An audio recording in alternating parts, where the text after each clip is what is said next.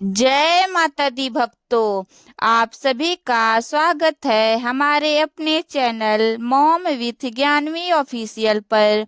नवरात्रि की चौथे दिन की हार्दिक शुभकामनाएं आप सभी को। आज की इस वीडियो में हम सुनेंगे माँ कुष्मांडा की व्रत कथा। नवरात्रि का चौथा दिन माँ कुष्मांडा को समर्पित होता है, इसलिए आज के दिन भक्तों को हरे रंग के वस्त्र धारण करके माँ कुष्मांडा की पूजा करनी चाहिए। पौराणिक कथा के अनुसार जब सृष्टि नहीं थी, चारों तरफ केवल अंधकार ही अंधकार था, तब माँ कुष्मांडा देवी ने अपने इष्ट हाथ से ब्रह्मांड की रचना की थी। इसीलिए इन्हें सृष्टि की आदि स्वरूप और आदि शक्ति भी कहा गया है। माँ कुष्मांडा का वास सूर्यमंडल के भीतर लोक में है और सूर्यलोक में रहने की शक्ति क्षमता केवल इन्हीं में है। इसीलिए माँ के शरीर की कांति और प्रभाव सूर्य के भांति विमान है। इन्हीं के तेज से दसों दिशाओं अवलोकित हैं।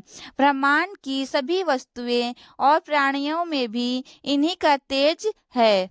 माँ कुष्मांडा की पावन कथा कुछ इस प्रकार है। प्राचीन समय की बात है। एक नगर में एक गरीब ब्राह्मण और उसकी पत्नी रहते थे। वे बहुत ही श्रद्धालु थे, लेकिन जीवन में गरीबी और दुखों ने उन्हें घेरा हुआ था। एक दिन ब्राह्मणी ने नवरात्रि का व्रत रखने का संकल्प लिया और उसने माँ कुष्मांडा की पूजा करना शुरू कर दिया। वह हर रोज सुबह उठकर स्नान करती और फिर पूरे विधि विधान से माँ कुष्मांडा की पूजा करती और कथा सुनती।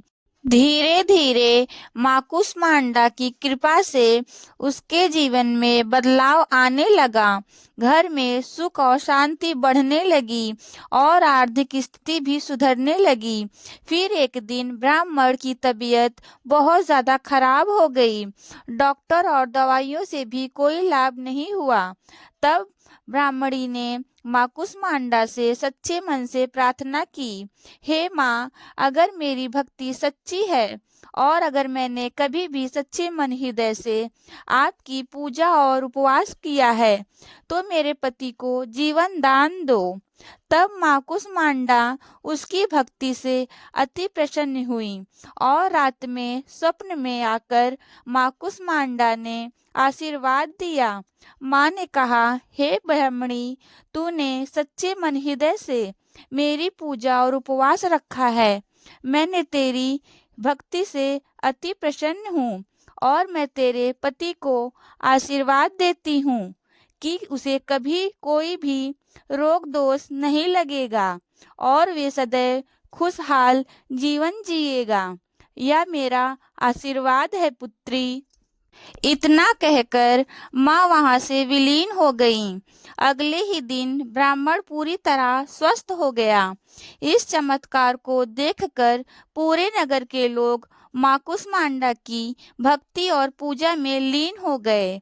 तभी से कहा जाता है कि जो भी सच्चे मन से माँ कुष्मांडा का व्रत और पूजा करता है, उसके सभी दुख माँ कुष्मांडा दूर करती हैं और जीवन में सुख समृद्धि देती हैं। जैसे माँ कुष्मांडा ने ब्राह्मणी और ब्राह्मण को आशीर्वाद दिया, उसी प्रकार माँ कुष्मांडा हम सब पर अपना आशीर्वाद बनाए रखें। स्थिर और पवित्र मन से नवरात्रि के चौथे दिन माँ कुष्मांडा की पूजा करनी चाहिए। ऐसा करने से भक्तों के रोग और शोक का नाश होता है। भक्तों की आयु, यश, बल और आरोग्य की प्राप्ति होती है। माँ कुष्मांडा अपने भक्तों की बहुत ही कम भक्ति से जल्दी ही प्रसन्न होकर उन्हें आशीर्वाद देती हैं। सच्चे मन से पूजा करने वाले को अंत में भवसागर से मुक्ति मिल जाती है, अर्थात मोक्ष मिल जाता है। विधि विधान से पूजा करने पर भक्तों को कम समय में ही माँ कुष्मांडा की कृपा का सूक्ष्म भाव अनुभव होने लगता है। माँ कुष्मांडा हर तरह से अपने भक्तों की रक्षा करती हैं और अपने भक्तों को सदा सुख समृद्धि और उन्नति प्रदान करती हैं। इसीलिए नवरात्रि के दिनों में चौथे दिन माँ कुष्मांडा की पूजा सच्चे मन से भक्तों को करनी चाहिए। माँ कुष्मांडा सूर्य से संबंधित दोषों को भी दूर करती हैं। जिन जातकों की कुंडली में सूर्य नीच भाव में होता है और उन्हें किसी प्रकार की पीड़ा उनकी कुंडली में हो रही हो, तो माँ कुष्मांडा की पूजा करने से इस दोष से भी निवारण हो जाता है।